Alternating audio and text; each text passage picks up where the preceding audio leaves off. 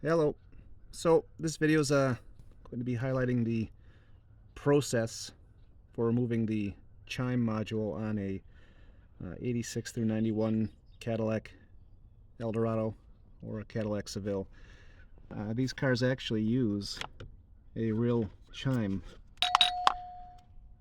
It's not electronically generated. Well, it's electromechanical, but it's not an electronic tone. Anyway, these don't look like they're serviceable at first.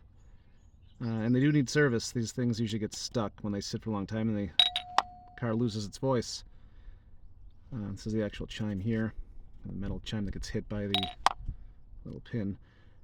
Anyway, this lives up in the glove compartment area here on both cars, Eldorados and Seville, same thing, both E and K cars.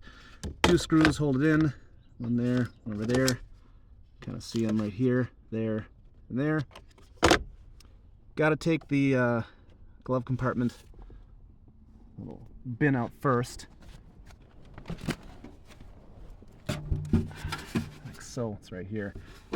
That screw, the screw right there, and then people miss this one all the time, right there underneath the little fuse door. And the reason I know they miss that one all the time is I pick these cars apart whenever I can find them, and this is always broken. It's always broken there. I have one of the modules taken apart. I can show you the inside. They're a little bit tricky. They don't look like they come apart at first, but they do. You just need to be patient and take your time and be careful. Let's see if we can get this out in the sun here.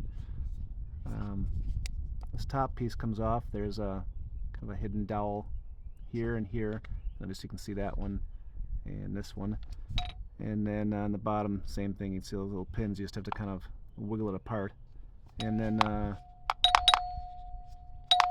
you can bring them back to life. It's kind of cool. These don't just do the same. They have that one. I think that's for headlights on. Then they have a fast one for, God, I don't remember. I think that's for a warning if the telltale comes on for like the engine overheating or something like that. The light on the dash comes on. Also has a different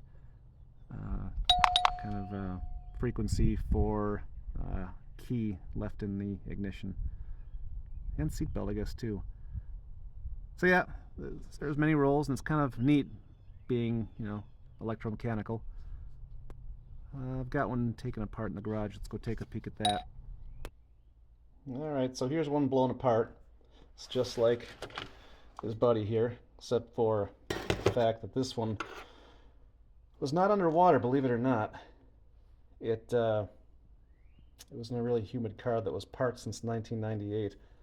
Unfortunately, the guy parked it.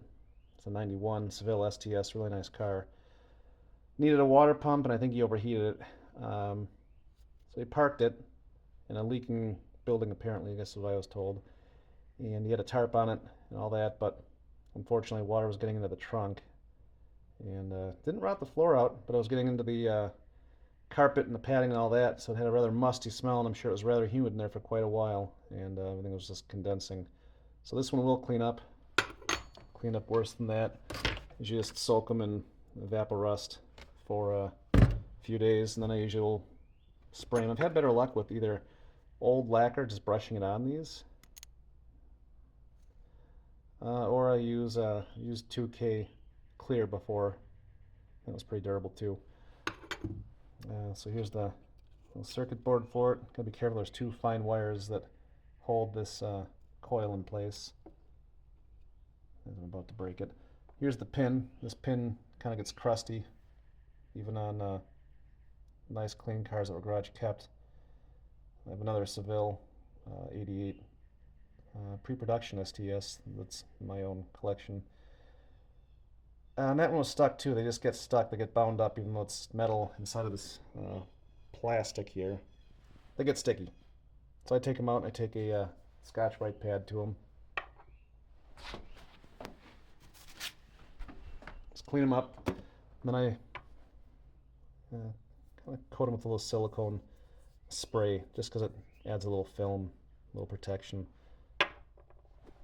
So that sits down in this recess here. And that's what causes the knocking when they ding ding. Let's see this one again. They didn't normally do that slap noise, so I don't know. I've never found one that had anything intact anymore, but I have seen it looks like dust in there. And I imagine there's probably supposed to be something down in there. So I just add a little piece of foam. I got a piece over here somewhere that I use. Oh, where is it? It's here somewhere. So much for being organized. I just use this, just foam. Take a little square of that, pull it off, stick it in the bottom. That way it still works just fine, but you don't get that thud noise.